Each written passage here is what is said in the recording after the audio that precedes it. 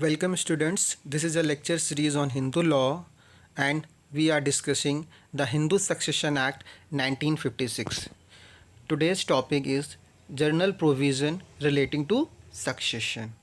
इसके पहले के लेक्चर्स में हम लोगों ने हिंदू सक्सेशन एक्ट के जो प्रीवियस सेक्शन है बिफोर 18 सेक्शन 18 के पहले कि एक मेल इंटरस्टेट सक्सेशन कैसे होता है और एक फीमेल इंटरस्टेट सक्सेशन कैसे होता है उसके रूल्स को हम लोगों ने ऑलरेडी कवर कर लिया था। आज के लेक्चर में हम देखेंगे कि जो समानता नियम है सक्सेशन का, जो सेक्शन 18 के ऑनवर्ड स्टार्ट होता है, उसमें क्या प्रोविजंस दिए गए हुए हैं। इसके पहले जो हम लोग देखा था कि इंटरस्टेट पर्सन, और इंटरस्टेट पर्सन क्या होता था। इंटरस्टेट पर्सन एक ऐसा पर्सन, एक हिंदू ऐसा पर्सन जो विदाउट मेकिंग एनी विल, बिना किसी वसीयत की इसकी मृत्यु हो जाती थी, देन उसकी प्रॉपर्टी को कैसे सक्सेशन के थ्रू उसके हेयर्स में डिस्ट्रीब्यूट होता था, इसी को हम लोग इंटरस्टेट सक्सेशन कहते थे। और जो हमारा हिंदू सक्सेशन एक्ट 1956 है, ये इंटरस्टेट सक्सेशन की बात करता है, टेस्टामेंट्री सक्सेशन की बात नहीं करता है। टेस्टामेंट्री सक्सेशन के लिए कौन सा प्रोविज़न अप्लाई होगा, वो होगा इंडियन सक्सेशन एक्ट 1925 अप्लीकेबल होता है। सो आज के लेक्चर में हम समझेंगे कि जो जनरल प्रोविज़न है अंडर हिंदू सक्सेशन एक्ट में, वो कौन कौन से नियम बताता है, वो कौन कौन से लॉज की बात करता है। ठीक है, तो उसमें सबसे पहले आता है सेक्शन 18। सेक्शन 18 कह रहा है full blood prefer to half blood.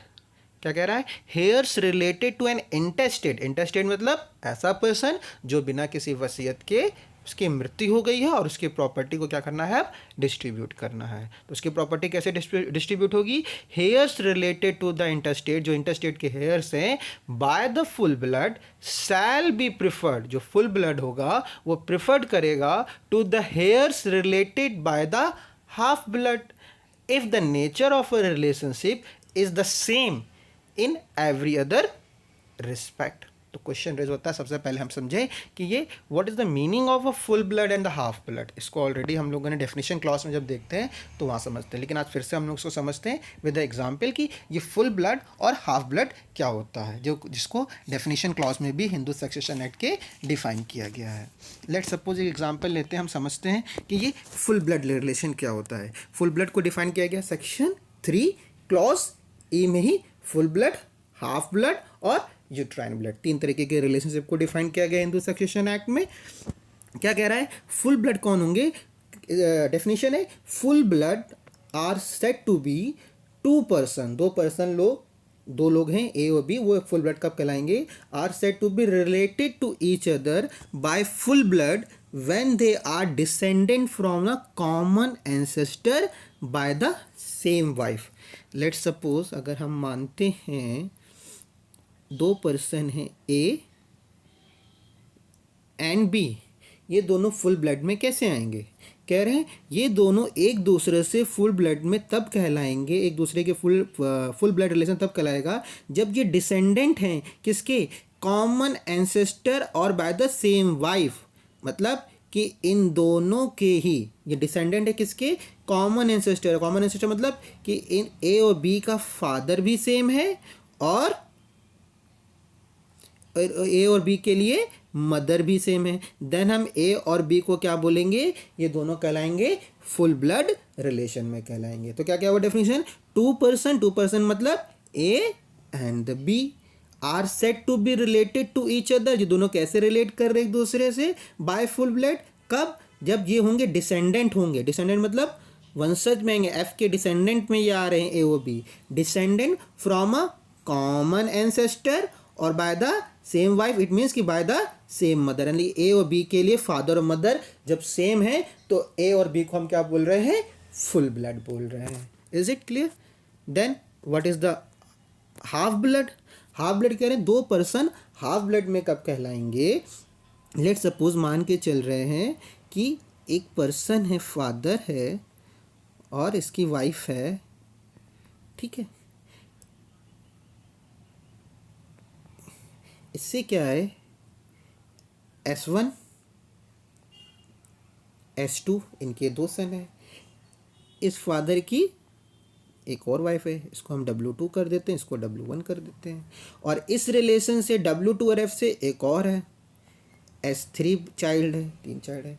तो अगर हम कहें S3 और S1 में कैसा रिलेशन है, S1 और S2 क्या नाम फुल ब्लड में आ जाएंगे, बट S1 और S3 के रिलेशन क्या होगा, तो कहा गया हाफ ब्लड कहलाएंगे दो लोग, एक दूसरे से रिलेटेड होंगे हाफ ब्लड में, when they are descendant from a common ancestor. Ancestor तो कॉमन है बट क्या है, डिफरेंट वाइफ, मतलब कि मदर अलग अलग हैं।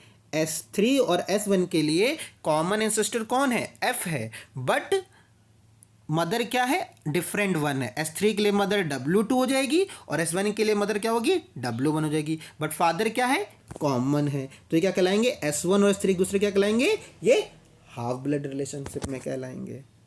Clear is it. Then third term is uterine blood.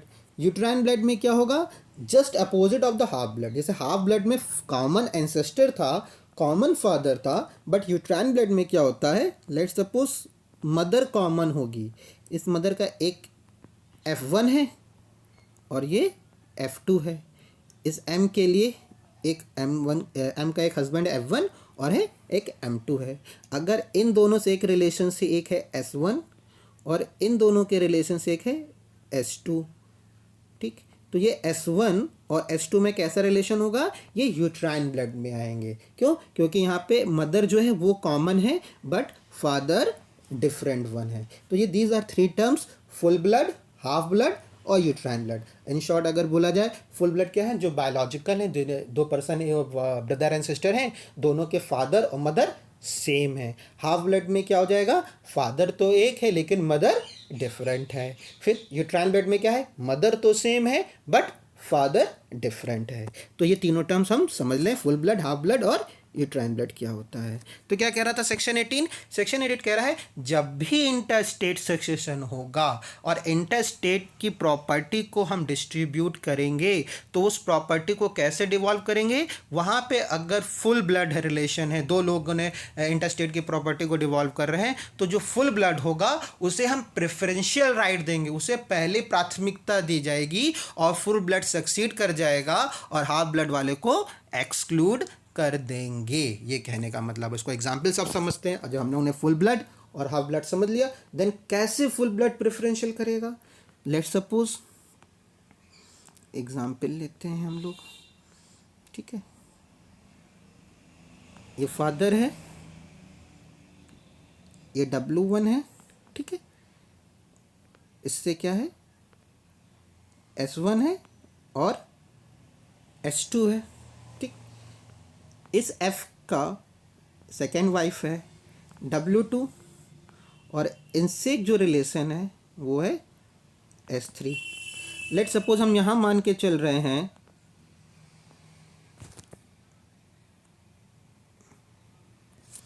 ये S1 है, ये है इंटरस्टेट पर्सन, है कि S1 की प्रॉपर्टी को हमें डिस्ट्रीब्यूट करना है। S1 और S2 में कैसा रिलेशन था, ये तो फुल ब्लड थे, ठीक, और S3 कैसा रिलेशन है, S3 में होगा हाफ ब्लड क्योंकि फादर तो कॉमन है, ठीक है। तो लेट सपोज अगर मान के चलते हैं, अगर यहाँ पे एक और बना लेते हैं हम लोग, इसको हम लोग कर देते हैं डॉटर, ठीक है। S1, S2 और D ये क्या है, ये तीनों कैसे हैं, ये फुल ब्लड में है, जबकि S3 का रिलेशन S1 के साथ कैसा है, ये हाफ ब्लड में है। तो कह रहा है अगर S1 इंटरस्टेट पर्सन है और इसके इनमें डिस्ट्रीब्यूट होनी है प्रॉपर्टी, तो पहले प्रॉपर्टी किस में मिल जाएगी, यहाँ पे प्रेफर कैसे करेगा, फुल ब्लड। S2 और D ये क्या है, फुल ब्लड, ये एक्सक्लूड कर देंगे, S2 और D एक्सक्लूड कर देंगे, किसको, S3 को एक्सक्लूड कर दिया जाएगा और S2 और D क्या जाएंगे, इन्हें मिल जाएगा प्रेफरेंशियल राइट मिल जाएगा। तो यही कह रहा है सेक्शन 18, जब भी इंटरस्टेट पर्सन का सक्सेशन होगा और वहाँ पे फुल ब्लड और हाफ ब्लड की बात आएगी तो फुल ब्लड हमेशा एक्सक्लूड कर देगा हाफ ब्लड को। लेट सपोज अगर मानते हैं एक तरफ हाफ ब्लड है, यूट्राइन ब्लड है, तो हाफ ब्लड प्रेफर कर देगा यूट्राइन ब्लड को कर देगा। यही बात कर रहा है हमारा सेक्शन 18, कह रहा है सेक्शन 18 क्या प्रोवाइड करा रहा है कि full blood prefer to half blood, हमेशा हम प्रेफरेंस किसको देंगे, फुल वाले ब्लड को देंगे, हाफ वाले को नहीं देंगे, ठीक है।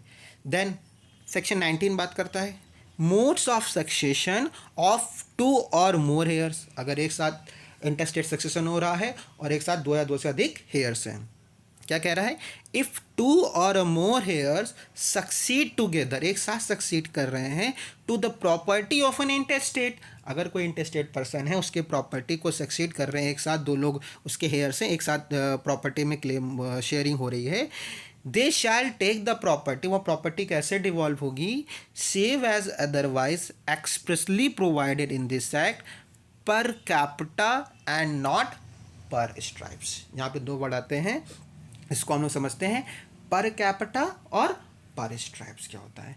पर कैपिटा मतलब हो गया कि पर हेड, पर हेड, पर इंडिविजुअल, पर पर्सन, जबकि पर स्ट्राइप्स में क्या होता है, कॉमनली जाता है। कॉमनली जाता है मतलब पूरी ब्रांच में जाएगा। अगर कोई एक जनरेशन है, जनरेशन से एक पर्सन को गया, वो पर कैपिटा मिलेगी, और उससे जो उसके डिसेंडेंट होंगे और डिसेंडेंट के जितने हेयर्स होंगे वहाँ पे एज अ ब्रांच में जाएगा, वहाँ पे पर स्ट्राइप्स होता है। ठीक है, तो क्या कह रहे हैं यहाँ पे कि जहाँ पे ये भी प्रॉपर्टी जो इंटरस्टेट पर्सन की जाएगी वो पर कैपिटा डिवॉल्व होगी, ना कि पर स्ट्राइप्स होगी।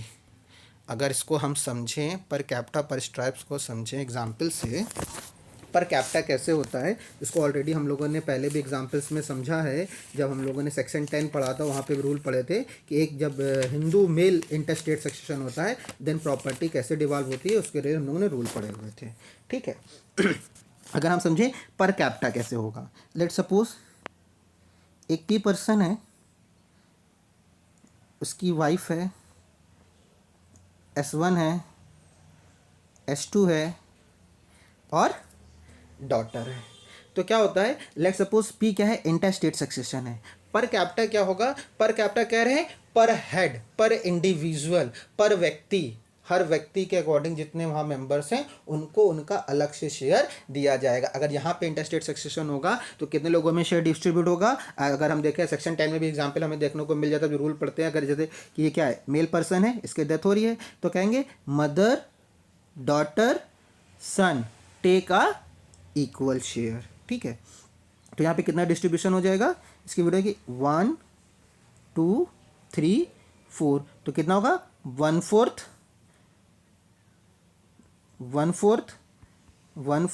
एंड 1/4 पर हेड जा रहा, पर कैपिटा जा रहा। ये हो गया हमारा क्या, पर कैपिटा, हर इंडिविजुअल इंटरस्टेट पर्सन उसके हेयर्स में कैसे जा रहा है, इंडिविजुअली डिस्ट्रीब्यूशन हो जा रहा है। वेयर एज अगर पर स्ट्राइप्स की बात करें, हम लोग बोले कि कॉमनली जा रहा है, तो वहाँ क्या होता है, लेट सपोज इसी एग्जाम्पल पे हम लोग लेते हैं, पी पर्सन है, W1 है, W2 है, S1 है, S2 है। तो क्या हुआ, अगर इस पी पर्सन का अगर डिस्ट्रीब्यूशन करना होगा, सक्सेशन में हम लोग पार्टीशन में पढ़ा था कि विडोज को क्या होता है, अलग अलग शेयर मिलता है, जबकि सक्सेशन में कॉमनली एक शेयर मिलता है। तो ये क्या हो गया, अगर यहाँ डिस्ट्रीब्यूशन होगा तो हम W1 और W2 को एक साथ लेंगे, यहाँ पे एक शेयर इनका आ जाएगा, एक शेयर इनका आ जाएगा, S1 का आ जाएगा, और एक शेयर S2 का आ जाएगा। तो प्रॉपर्टी 3 लोगों में डिस्ट्रीब्यूट हो रही है। इट मीन्स 1/3 मिलेगा W1 W2 को, 1/3 मिलेगा S1 को, और 1/3 मिलेगा S2 को मिलेगा। ठीक है, और ये 1/3 का डिस्ट्रीब्यूशन होगा, W1 W2 में कितना हो जाएगा, 1/6 और 1/6 हो जाएगा। W1 को मिल जाएगा 1/6 और W2 को मिल जाएगा 1/6, यानी कि ये 1/3 को W1 W2 मिलेंगे। इसे बोलेंगे पर स्ट्राइप्स होता है। सेक्शन 19 हमारे क्या बात कर रहा था, सेक्शन हमारा 19 बात कर रहा है कि जो मोड ऑफ सक्सेशन होगा वो हमारे कैसे होगा, हिंदू सक्सेशन एक्ट में पर कैपिटा होगा, ना कि पर स्ट्राइप्स होगा। बट ये क्या है हमारा, ये तो हो गया जनरल रूल इसका। और लॉ में क्या होता है, लॉ में जहाँ जनरल होता है उसके साथ ही साथ उसके एक्सेप्शन भी होते हैं। यही एक्सेप्शन हमें मिलता है देखने को, इसको सेक्शन 10 में देखने को मिलता है। सेक्शन 10 रूल 1 रूल 3 बढ़ा रहा है कि पर स्ट्राइप्स में करेंगे। ठीक है, और रूल 2 क्या कह रहा है, वहाँ पे पर कैपिटा की बात की गई है, जबकि जनरल रूल क्या कह रहा है कि हमें पर कैपिटा ही करना है। तो इसका एक्सेप्शन भी हमें हिंदू सक्सेशन एक्ट में देखने को मिल जाता है। वेयर जहाँ पे सेक्शन 10 रूल 1 और रूल 3 जो क्या कह रहा है वहाँ पे पर स्ट्राइप्स के अकॉर्डिंग हो रहा है। वेयर एज रूल 2 में क्या हो रहा है, वहाँ पे पर कैपिटा के अकॉर्डिंग हो रहा है, वहाँ पे सक्सेशन हो रहा है।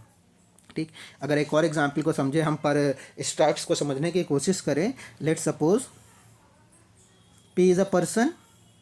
ठीक है, इसका क्या है, S1 है और D1 है।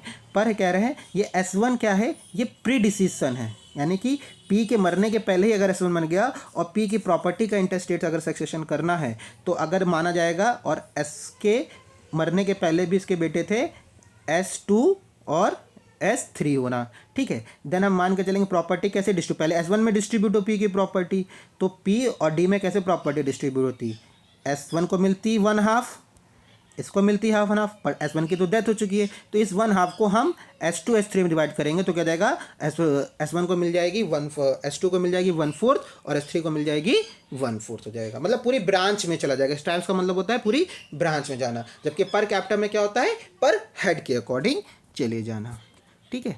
तो ये क्या हो गया हमारा, ये हमारा हो गया सेक्शन 19 का एक पर्सन हो गया, पर स्ट्राइप्स और पर कैपिटा।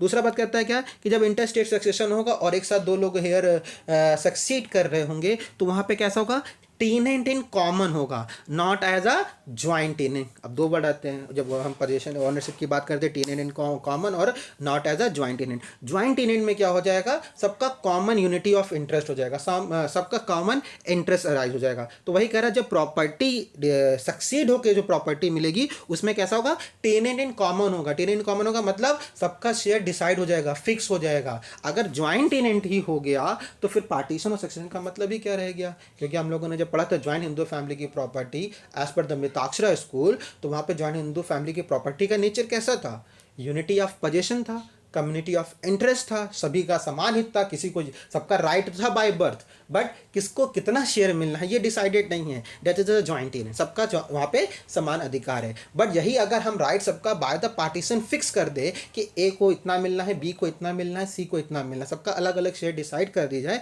तो it is called tenant in common. तो वहां पे क्या होगा, कह रहे हैं कि जब भी इंटरस्टेट सक्सेशन होगा तो जो प्रॉपर्टी डिवॉल्व होगी वो टेनेंट इन कॉमन में होगी। इट मीन सबका डिसाइडेड शेयर होगा किसको कितना मिलना है, ना कि वहां पे कम्युनिटी ऑफ इंटरेस्ट या यूनिटी ऑफ पोजीशन की बात वहां पे की जाएगी। तो this two are the general provision. First था हमारा 18 में था फुल ब्लड प्रेफर करता है हाफ ब्लड को, और 19 बात कर रहा है कि कैसे अगर दो हेयर्स एक साथ सक्सीड कर रहे हैं तो हम पर कैपिटा जनरल रूल है, बट इसका एक्सेप्शन भी मिलता है हमें सेक्शन 10 में देखने को, और सेक्शन 16 में भी देखने को मिलता है, और टेनेंट इन कॉमन में होता है, not as a joint tenant में होता है। देन सेक्शन 20 बात करता है एक अनबॉर्न चाइल्ड की या चाइल्ड इन वोम की, और इस चीज़ को भी हम लोगों ने डिस्कस किया था जब the person who can claim for the partition की जब हम लोगों ने बात करी थी कि eight the time of the partition अगर कोई चाइल्ड इन द वोम है, मदर की वोम में है, तो उसको भी पार्टीशन को रीओपन कराने का राइट होता था। यहाँ पे देखते हैं सेक्शन 20 किस चीज़ की बात कर रहा है, कह रहा है a child who was in the womb at the time of the death of intestate, यानी कि जब इंटरस्टेट की डेथ हुई उस समय अगर कोई चाइल्ड मदर की वोम में है, ठीक है, हुई सब्सिक्वेंटली बॉर्न, मतलब वो बच्चा कैसा होगा, वो सब्सिक्वेंटली बॉर्न भी हुआ हो, ठीक है, उसका राइट कैसे, the same right to inherit the interstate as if he or she had born before the death of the interstate and the inheritance shall be deemed to vest in such a case with the effect from the date of the death of intestate। यहाँ पे दो तीन बातें हमें देखने को मिलती हैं। अगर हम जुरिस्प्रूडेंशियल एस्पेक्ट से देखें तो यहाँ पे देखते हैं हम किसकी बात कर रहे हैं कि जो एक अनबॉर्न पर्सन है, ठीक है, जो अभी वोम में है, उसको भी लीगल एंटिटी प्रोवाइड की गई, उसकी भी लीगल पर्सनालिटी रिकॉग्नाइज की गई, एक अनबॉर्न पर्सन के भी राइट को रिकॉग्नाइज किया गया है। अगर हम अनबॉर्न पर्सन के राइट की रिकॉग्नाइज बात करते हैं और हम रीड विद अगर करें अदर लॉज के अकॉर्डिंग, ये तो पर्सनल लॉ में हो गया हमारा हिंदू सक्सेशन एक्ट में, अगर वही हम अगर ट्रांसफर ऑफ प्रॉपर्टी, यहाँ पे प्रॉपर्टी का ट्रांसफर इंटरवाइवस होता है, इंटरवाइवस मतलब बिटवीन द लिविंग पर्सन जब होता है, अगर वहाँ पे बात करते हैं तो वहाँ पे भी हमें सेक्शन दिख जाता है कि transfer of property to unborn child में मिल जाता है, सेक्शन 13-14 में उसमें कहीं मिल जाता है हमें देखने को कि वहाँ पे भी कैसे एक अनबॉर्न पर्सन को by the creating of a trust एक प्रॉपर्टी को ट्रांसफर किया जाता है। बट अगर हम यहाँ पे हम प्रॉपर्टी की बात कर रहे हैं, यहाँ पे कह रहा है कि अगर इंटरस्टेट की डेथ हुई उस समय अगर वो बच्चा वोम में है, ठीक है, और वो क्या होना चाहिए, उसका बर्थ भी होना चाहिए। दूसरी बात, तीसरी बात, ये राइट कब से हो जाएगा, जिस दिन उस इंटरस्टेट पर्सन की डेथ हुई है। मतलब क्या हुआ इसका, लेट सपोज एक पी पर्सन है, इंटरस्टेट है, डब्ल्यू है, इनका एक है, S1 है और S2 है। जब इंटरस्टेट पी पर्सन की डेथ हुई, इसकी वाइफ प्रेग्नेंट थी, ठीक है, यहाँ पे क्या है, एक अनबॉर्न पर्सन है। तो ये कह रहा है जब पी की डेथ हुई तो इसकी वाइफ यानी कि वहाँ पे जो अनबॉर्न पर्सन है either he is a male और अ फीमेल, इट मीन्स कि सन भी हो सकता है डॉटर भी हो सकती है, ठीक है। और after the 2005 as we know that the daughter is also a copartner, तो जो भी कैरेक्टरिस्टिक जो भी फीचर जो भी राइट एक कोपार्टनर्स के थे वो डॉटर को भी राइट वो मिल जाता है, ठीक है। तो कह रहा है कि ये अनबॉर्न पर्सन को सेम ऐसा ही राइट होगा जैसे माना जाएगा कि पी का इसके जब डेथ हुई तो ऑलरेडी क्या नाम है अनबॉर्न पर्सन की अलाइव था, वो जिंदा, तो यानी कि वो मान लेट सपोज मान के चलते हैं ये डी है, तो यहाँ पे शेयर कितने लोगों में डिस्ट्रीब्यूट होगा 1 2 3 एंड 4, यानी कि पी की प्रॉपर्टी कितने लोगों में डिस्ट्रीब्यूट होगी 1/4 1/4 1/4 में होगी। इट मीन्स कि अनबॉर्न पर्सन का ये राइट रिकॉग्नाइज कर लिया जाएगा और ये माना जाएगा कि जब इंटरस्टेट पर्सन की डेथ हुई है उस समय वो अनबॉर्न पर्सन ने बर्थ ले लिया था, उसका जन्म हो गया था और उसका शेयर भी वहाँ पे दिया जाएगा। इन केस अगर वो शेयर नहीं दिया जाता है देन वो अनबॉर्न पर्सन उसके लिए रीओपनिंग ऑफ सक्सेशन के लिए क्लेम कर सकता है, प्रॉपर्टी को फिर से डिस्ट्रीब्यूट करा सकता है। इसको ऑलरेडी हम लोगों ने पार्टीशन में भी टाइम पे डिस्कस किया था। तो इंपॉर्टेंट पॉइंट यहाँ पे क्या है वो इस बच्चे के लिए जिसे बोलते हैं पोस्ट ह्यूमस चाइल्ड, यानी कि क्या है जो अनबॉर्न चाइल्ड है, ठीक है। और ये लेट सपोज अगर एक सिचुएशन ऐसी बन सकती है कि वो बच्चे का क्या नाम है बर्थ अलाइव हम कह रहे हैं, अगर उसकी बर्थ डेथ मरा हुआ पैदा हुआ उसके बाद क्या होगा तो उसकी प्रॉपर्टी किस में चली जाएगी उसके बच्चे के हेयर्स में चली जाएगी वो प्रॉपर्टी। तो these are some general provision.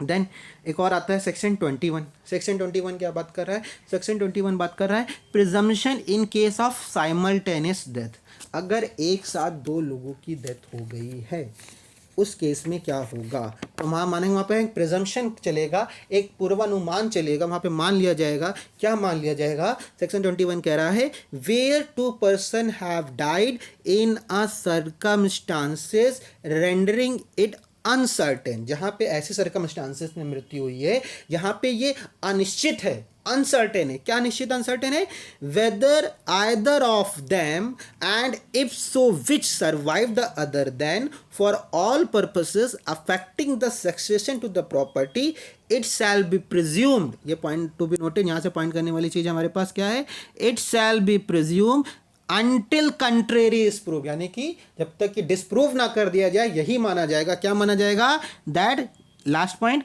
Younger survive the Elder, मतलब कि अगर दो पर्सन की साइमल्टेनियसली एक साथ डेथ हुई हो और ऐसी सर्कमस्टांसेस में हुई है जहां पे ये अनिश्चित है, अनसर्टेन है कि ये बता पाना कि पहले किसकी मृत्यु हुई है, देन हम ये मान के चलेंगे कि जो यंगर है वो सर्वाइव करेगा और एल्डर की पहले डेथ हो गई। इट मीन्स कि एल्डर को माना जाएगा उसकी पहले डेथ हुई है और यंगर की बाद में हुई है। ऐसा क्यों कहा गया, ऐसा कहा गया जैसे कि मान लेते हैं कि एक सिचुएशन बनाते हैं, एक फादर और सन है, दोनों के एक साथ किसी कार एक्सीडेंट में या किसी दुर्घटना में ऐसे कोई मृत्यु हो जाती है, डेथ हो जाती है और हम ये नहीं पता कि पहले कौन मरा, क्योंकि पहले मरेगा उसके हिसाब से अगर हम देखेंगे इंटरस्टेट सक्सेशन करेंगे देन ही प्रॉपर्टी डिवॉल्व होगी, तो पहले किसकी प्रॉपर्टी का सक्सेशन ओपन करे, तो एक प्रॉब्लम आ जाती है सामने, इसलिए यहाँ पे एक प्रिजम्पशन रखे गया कि पहले किसको मान कर चला जाएगा। तो यहाँ पे सेक्शन 21 प्रिजम्पशन प्रोवाइड करा रहा है कि हम ये प्रिजम्पशन मान के चलेंगे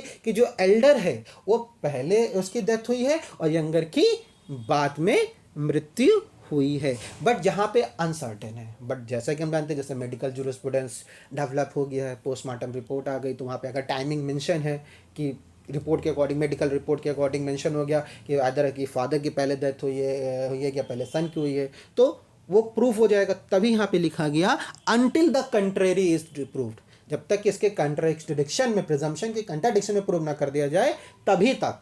अगर ये प्रूफ कर दिया गया कि पहले सन की मृत्यु हुई है तब ये प्रिजम्पशन काम नहीं करेगा। इट मीन्स ये प्रिजम्पशन के लिए दो वर्ड आता है, एक होता है कंक्लूसिव प्रूफ, एक होता है प्रिजम्पशन ऑफ लॉ या शैल प्रिज्यूम, तो ये रिबटल है, इस प्रिजम्पशन को हम रिबट कर सकते हैं, विखंडित कर सकते हैं। कंक्लूसिव प्रूफ नहीं है कि माना ही माना जाएगा, अगर वो पोस्टमार्टम रिपोर्ट से या मेडिकल कोई एनी हाउ कोई एविडेंस के अगर प्रूफ कर दिया जाएगा तो ये प्रिजम्पशन काम नहीं करने वाला। और जब हम कह रहे हैं यंगर किस रेफरेंस में बात की जा रही है, अगर हम सेक्शन 21 में रिलेशनशिप की बात करें तो यहाँ पे एंगर का मतलब होगा यंगर इन रिलेशनशिप, जो रिलेशनशिप में यंगर होगा वो सरवाइव करेगा और एल्डर की पहले डेथ हो रही है। बट इन केस अगर रिलेशनशिप में दोनों समान है, अगर दो मान के चलते हैं दो भाई हैं B1 और B2, दोनों की एक साथ डेथ हो गई, दोनों ही रिलेशनशिप में यंगर हैं, दोनों ही समान रिलेशनशिप में आते हैं, समान स्टेटस में आते हैं, इक्वल स्टेटस में आते हैं, देन क्या काम करेगा, देन इस सिचुएशन में हम एज में देखेंगे कि एज में कौन यंगर है, वो यंगर को सर्वाइव कर दिया जाएगा और एल्डर की डेथ पहले मान ली जाएगी। ये कॉन्सेप्ट है हमारा presumption in case of simultaneous death के बारे में।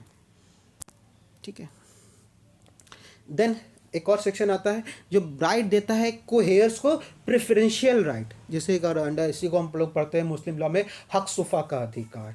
ठीक है, अगर एक लेट्स सपोज सॉरी मान के चल रहे हैं कि इंटरस्टेट सक्सेशन हुआ और उस सक्सेशन में प्रॉपर्टी दो भाइयों को मिली, B1 और B2 को प्रॉपर्टी मिल जाती है, तो वो B1 क्या करता है, उस प्रॉपर्टी को क्या कर रहा है, वो सेल आउट करना चाहता है, पर B2 क्या कह रहा है कि वो सेल आउट ना करके उसको ही परचेज मिल जाए, उसको ही मिल जाए, पर B1 किसी और को भेज दे रहा है, तो B2 का जो कोहेयर्स है उसको ये राइट दे रहा है, प्रेफरेंशियल राइट, कि वो अपने भाई से ऐसी प्रॉपर्टी को जो इंटरस्टेट में मिली है वो पहले उसका प्रेफरेंशियल राइट है कि वो परचेज करे, जहां पे अगर इन केस अगर B1 सेल आउट कर रहा है। तो क्लॉज 1 क्या कह रहा है, where after the commitment of this act and interest in any immovable property.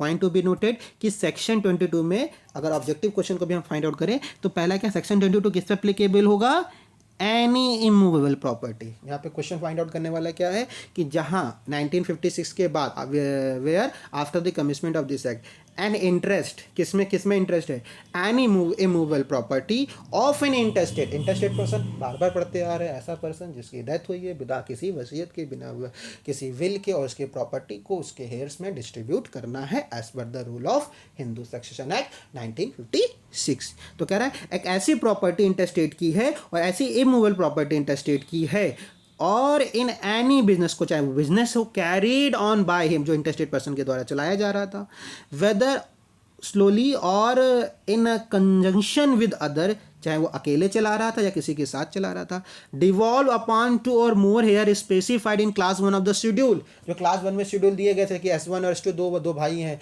ठीक है, एक पर्सन ने P फादर है और उसकी इमूवेबल प्रॉपर्टी है, ठीक है, उसका सक्सेशन के थ्रू S1 में और S2 में डिस्ट्रीब्यूट हो गई, हाफ ऑफ शेयर मिल गया। ठीक है, and any of such share propose to transfer his or her interest in the property or a business, अगर S1 चाह रहा है वो अपने 1/2 शेयर को क्या करना, सेल आउट कराना, the other heir shall have a right, preferential right to acquire the interest purchase to be transfer. मतलब कैसे हो गया,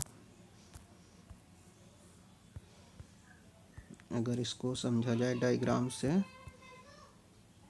लेट्स सपोज एक P पर्सन है, इंटरस्टेट है, इसकी कोई एक इमूवेबल प्रॉपर्टी है या इमूवेबल प्रॉपर्टी का डिस्ट्रीब्यूशन हुआ इंटरस्टेट के थ्रू गया, इसके 2 लड़के हैं S1 और S2, कितना कितना शेयर मिलेगा अगर को, हाफ। ये S1 क्या करना चाहता है, इस हाफ शेयर को सेल करना चाहता है, तो कह रहा है कि जो S2 है इसको प्रेफरेंशियल राइट है कि ये पहले इस प्रॉपर्टी को परचेज करे। अगर S2 क्या कर रहा है, अगर किसी स्ट्रेंजर को बेच रहा है, इसके पीछे ऑब्जेक्ट क्या है 22 को, कि स्ट्रेंजर को उस फैमिली में, उस प्रॉपर्टी में आने से रोकना है, स्टॉप कर देना है। अगर S2 चाह रहा है उस प्रॉपर्टी को परचेज करना, तो S1 की ये ड्यूटी होगी, ये राइट किसको दिया जाए, S2 को दिया जाए कि पहले वो प्रॉपर्टी को परचेज करे। इसी को कह रहे हैं प्रेफरेंशियल राइट की बात कर रहा है, कि प्रेफरेंशियल राइट दे रहा है किसको, दूसरे कोहेयर्स को दे रहा है, यही बात कर रहा है। देखो क्या कर रहा है कि क्लास 1 ऑफ द शेड्यूल और any of the heir purpose of the transfer, अगर ट्रांसफर कर रहा है अपने इंटरेस्ट को और प्रॉपर्टी को बिजनेस में, तो अदर हेयर जो है जिसको प्रॉपर्टी मिली, जो ज्वाइन हिंदू फैमिली की प्रॉपर्टी का डिस्ट्रीब्यूशन हुआ, इंटरस्टेट पर्सन की प्रॉपर्टी का जो डिस्ट्रीब्यूशन हुआ है, वो उसको पहले परचेज कर ले। दिन क्या कर रहा है, फिर बात आती है कंसिडरेशन क्या होगा, कि अब भाई उसकी प्रॉपर्टी है अगर S1 की, वो चाहे जितने में चाहे उतने में बेचे। ठीक है, बट यहाँ पे कह रहे हैं कि जो कंसिडरेशन होगा, ऐसा थोड़ी ना कि अगर प्रेफरेंशियल राइट है S2 का, तो अगर S1 प्रॉपर्टी को बेच रहा है 10 लाख में, लेट्स सपोज, अगर S2 क्या कहने लगे कि मेरा तो प्रेफरेंशियल राइट है, हमें 8 लाख में चाहिए, ठीक, तो ये नहीं होगा। जो मार्केट प्राइस है, जो एग्जिस्टिंग प्राइस है, उस प्राइस पे ही जो S1 ने ऑफर किया है उस पे ही सेल आउट करना पड़ेगा, S2 को लेना पड़ेगा, उसे कंसिडरेशन में लेना पड़ेगा। It is a different thing कि अगर S1 ही अपना उस रेट को कम कर ले, बट उससे कम नहीं होगा जो S1 ने ऑफर किया है। तो कह रहा है the consideration for which an interest in the property of a deceased may be transferred under this section shall in the absence of any agreement between the party. अगर कोई ऐसा कंसिडरेशन नहीं, कोई अमाउंट नहीं है, उस केस में क्या होगा, तो ऐसे केसेस में देखा जाता है जो कंसिडरेशन होता है वो कौन फिक्स करेगा, at the discretion of the court. तो उसके उस मामले में कौन कंसिडरेशन फिक्स करता है, कोर्ट फिक्स करती है। बट क्या होगा, क्या अमाउंट क्या होगा कंसिडरेशन का इन जनरल, वो होगा जो हेयर्स जो उसको बेचना चाह रहा है जिस रेट पे, जिस कंसिडरेशन में, उसी पे ही S2 को प्रेफरेंशियल राइट मिलेगा, उसको ही खरीदना पड़ेगा। ठीक है। बट क्लॉज 3 अब ऐसी सिचुएशन है कि एक साथ दो लोग क्लेम करने आ रहे हैं। If there are 2 or more heirs specified, जो क्लास 1 हेयर में क्लास 1 में आता है कि सन है, डॉटर है, विडो है, प्रीडिसीज सन है, ठीक है। तो अगर दोनों ही एक्वायर कर रहे हैं इंटरेस्ट, क्यों, दोनों ही दो पर्सन का राइट है, प्रेफरेंशियल राइट है, तो उसमें जो हायर बिड करेगा, जो हायर, जिसका हाईएस्ट अमाउंट जो पे करने के लिए रेडी होगा, वो राइट उसको ट्रांसफ़र हो जाएगा, वो प्रेफरेंशियल राइट उसको मिल जाएगा, अगर एक साथ दो लोग क्लेम करने आ रहे हैं। तो ये कुछ राइट्स था जो एक्सप्लेनेशन में कोर्ट को बता दिया गया कि ये कोर्ट कौन आएगा, वो कोर्ट वही जुरिडिक्शन होगी जहाँ पे वो इमूवेबल प्रॉपर्टी सिचुएट कर रही है। तो ऑब्जेक्ट इसके पीछे जो रखा गया प्रेफरेंशियल राइट के पीछे, कि अगर कोई प्रॉपर्टी है, अगर वो इंटरस्टेट प्रॉपर्टी है, इट मीन कि वो फैमिली प्रॉपर्टी का डिस्ट्रीब्यूशन हो रहा है, तो यहाँ पर रोका जा रहा है कि कोई हेयर से वो सेल आउट करके कोई due to any reason, family dispute या किसी को अननोन पर्सन को या स्ट्रेंजर को उस फैमिली में इंटरफेयर करने से रोका जाए कि वो कोई नया पर्सन परचेज कर लेगा प्रॉपर्टी, तो उस फैमिली में, वो उस प्रॉपर्टी में, उस बिजनेस में वो भी पार्टिसिपेट करने लगेगा। तो पहला एक राइट दे दिया गया कि वो एक एक्शन है, अगर वो प्रॉपर्टी जो इंटरस्टेट से उसे प्राप्त हुई है, सक्सेशन के थ्रू प्राप्त हुई है, अगर उसका को हेयर्स है वो अगर परचेस करना चाहता है तो वो राइट उसको दे दिया जाए। तो आज के लेक्चर में हम लोगों ने देखा कि कुछ जनरल प्रिंसिपल्स थे, जनरल रूल थे सक्सेशन के, सेक्शन 18 ऑनवर्ड जो हम लोगों को बियर एक्ट में देखने को मिलते हैं। तो आज के लेक्चर में हम यहीं प्रीएम्पशन तक रुकते हैं, और नेक्स्ट लेक्चर में हम लोग डिस्क्वालिफिकेशन ऑफ अ सक्सेशन, क्या जो हेयर्स हैं हमेशा सक्सीड करेंगे, क्या कुछ ऐसी सिचुएशन भी आएगी कि उनको सक्सेशन से डिस्क्वालीफाइड भी किया जा सकता है। तो जो लास्ट लेक्चर होगा जिसके साथ ही हमारा हिंदू सक्सेशन एक्ट पूरा टोटल कंप्लीट हो जाएगा, वो होगा डिस्क्वालिफिकेशन ऑफ अ हेयर्स, कि डिस्क्वालीफाइड कर देंगे, disqualification from the succession 25 onwards जो हम लोग देखेंगे। उसके साथ ही हमारा ये पूरा हिंदू सक्सेशन एक्ट और हिंदू लॉ टोटली कंप्लीट हो जाएगा। ठीक है, थैंक यू।